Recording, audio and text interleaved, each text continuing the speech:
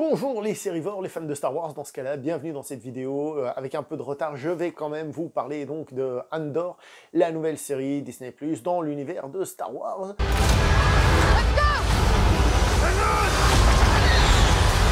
Star Wars Andor. Qui est une préquelle, c'est du jamais vu, une préquelle dans Star Wars. C'est une préquelle donc au film Rogue One qui est le film préféré de pratiquement tout le monde dans cette nouvelle saga version Disney. On rappelle que c'était un Star Wars Story, comme on dit, une espèce de spin-off, un truc qui raconte un truc de côté. Et finalement, c'est l'épisode qui plaît le plus à tout le monde. Donc, ils font une préquelle en reprenant le même acteur, donc Diego Luna et compagnie. Donc, préquelle qui se situe donc avant Rogue One et avant l'épisode 4. On le dit au début, c'est 5 ans avant la bataille de Yavin. Sur les 5 ans, si je ne me trompe pas, la bataille de Yavin, donc c'est la bataille contre l'étoile noire, l'étoile de la mort, etc.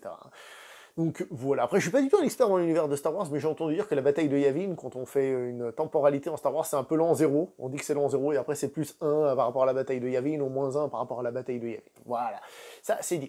Donc on reprend le même personnage, et on va raconter ses origines, on va dire, et à travers ses origines, on va aussi raconter l'émergence de la rébellion, la fameuse rébellion de Star Wars, quoi, tout simplement. Étant une préquelle, on connaît aussi la destination, et donc ce qui va devenir du personnage, comment il va évoluer. Et l'intérêt n'est donc pas tant de raconter des choses qu'on peut prévoir, mais plutôt comment ça va être raconté. Disney+ a libéré les 3 premiers épisodes d'un coup, et je tiens à dire que c'est une très bonne chose, pour la simple et bonne raison que la série est une série qui pour le moment est lente, qui prend son temps, qui met les choses en place lentement, et surtout, ces 3 épisodes forment un arc. Bien sûr, un début, une introduction pour la suite, mais ils forment un arc. Il y a des choses qui trouvent, on va dire, une fin, ou en tout cas une première fin, comme par exemple les flashbacks qu'on a.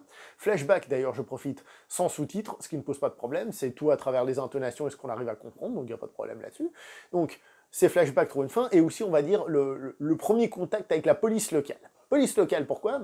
Il y a un personnage qui s'appelle Karn, qui est donc une espèce de flic by the book, trop by the book d'ailleurs, qui va en gros enquêter et qui doit retrouver Cassian Andor. Il va donc mener une enquête malgré qu'on lui dit ne le fait pas, malgré plein de choses, malgré la fin où justement, je vais pas trop vous spoiler pour ceux qui n'auraient pas vu, mais où il se rend compte que sa mission est peut-être plus compliquée, plus grosse qu'elle en a l'air, et lui qui est très carré, il va se rendre compte que finalement c'est pas tout à fait ça. Je trouve que le personnage à l'heure actuelle est intéressant parce qu'on sait pas trop de quel côté il va aller, c'est-à-dire est-ce que finalement ça va devenir un impérial puisqu'il a des idées arrêtées, ou au contraire il va avoir une espèce de prise de conscience et il va rejoindre la rébellion. Alors peut-être que dans l'univers étendu, la réponse existait déjà, mais moi, qui n'ai pas lu les livres, les légendes, ni les nouveaux, ni tout ça, je me dis qu'il y a un intérêt sur ce personnage à ce niveau-là, et ça, c'est cool. Donc, centré sur Cassian Andor, on va pas se mentir, il a été créé un peu dans le même moule que Han Solo. Et d'ailleurs, lui aussi, il shoot first, donc, je veux dire, c'est quelqu'un qui tire, et ça, c'est cool. L'introduction de la série fait très peu Star Wars. Alors, on va commencer par le tout début. L'intro du titre qui apparaît, j'ai cru voir, mais je pense que ça c'est gros, une référence à 2001, l'Odyssée de l'espace. Tu dis, tiens, ça commence par une bonne référence, c'est déjà pas trop mal. Et ensuite, toute la première partie de l'épisode, on est sous la pluie, il y a des néons, il y a une atmosphère à la Blade Runner. Et ça pose le ton, c'est vraiment une déclaration d'intention, ça pose le ton de la série. On arrive et poum, on a ça. On est dans un bar où semble-t-il, il y a des personnes qu'on paye pour faire des choses, il y a des bad guys, il y a une rue sombre, on se fait agresser, bref, le ton est donné. Est-ce que la série, enfin les épisodes restent toujours sur ce ton-là précis? Non. Après, on s'éloigne un peu d'une image un peu plus Blade Runner, justement, pour recoller un peu plus à l'idée Star Wars globale. Mais, en plus d'une déclaration d'intention sur le fait que la série va être plutôt sombre, globalement, on n'est pas dans le côté étincelant qu'on pourrait avoir, différentes histoires, là on n'est pas dans le côté étincelant, la série dit aussi qu'elle va être originale, qu'elle va éviter, pour le moment du moins, de reprendre trop de choses. Ainsi, sur les planètes, on évite d'être sur Tatooine encore une fois, alors que Tatooine c'est censé être un truc très discret, justement pour se planquer, cette personne va aller là-bas, en fait, dans toutes les séries, tous les trucs ils vont toujours là-bas. Là, on évite ça, donc on a une originalité au niveau des planètes, on va dire. On a aussi une originalité au niveau des situations.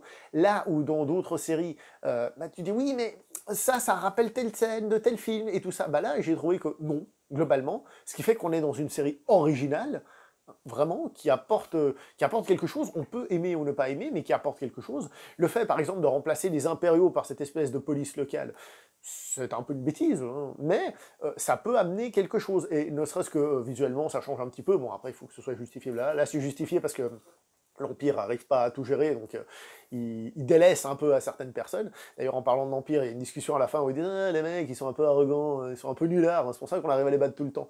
Mais franchement, il faudrait qu'on m'explique comment ils ont fait pour dominer la galaxie, alors qu'à chaque fois qu'on les voit, ils ratent tout ce qu'ils font. C'est quand même violent. C'est pour ça qu'ils n'ont pas duré très très très longtemps. Bref, je disais que la série amène son lot de nouveautés.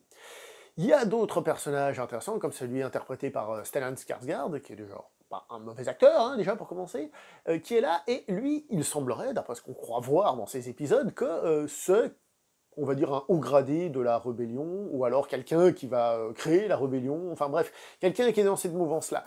On ne sait pas encore, est-ce que ce sera un piège, toute la question sera là, est-ce que finalement la chose sera différente. La série développe aussi donc d'autres personnages qui sont plutôt intéressants, certains amenant un peu de drame, un peu de trucs. Donc ouais, pour le moment c'est pas mal. C'est lent, ça met en place les personnages sur 3 épisodes, c'est un arc, ça je vous l'ai dit.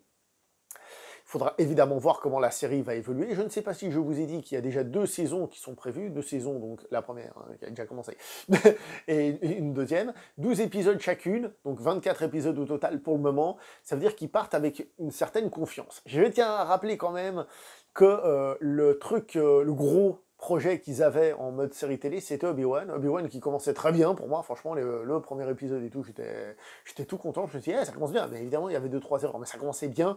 Et plus la série avançait, plus elle traînait des boulets, voilà. Par exemple, la gestion de la méchante, est-ce qu'ici, ce que je vous ai dit, qui peuvent être intéressants, j'espère que ce sera bien géré. Hein. Je rappelle que celui qui est showrunner sur cette série, Gilroy, Monsieur Gilroy, il a travaillé sur Rogue One aussi, donc une espèce de continuité. Est-ce que finalement, le sous-univers, on pourrait dire, le sous-univers Rogue One dans l'univers Star Wars sera un univers de liberté par rapport à la saga, justement, parce que le but n'est pas de mettre des Jedi et de la Force dans tous les sens, mais de sortir de ce moule-là pour raconter d'autres choses. On va pas dire la vie de tout un chacun, c'est pas vrai.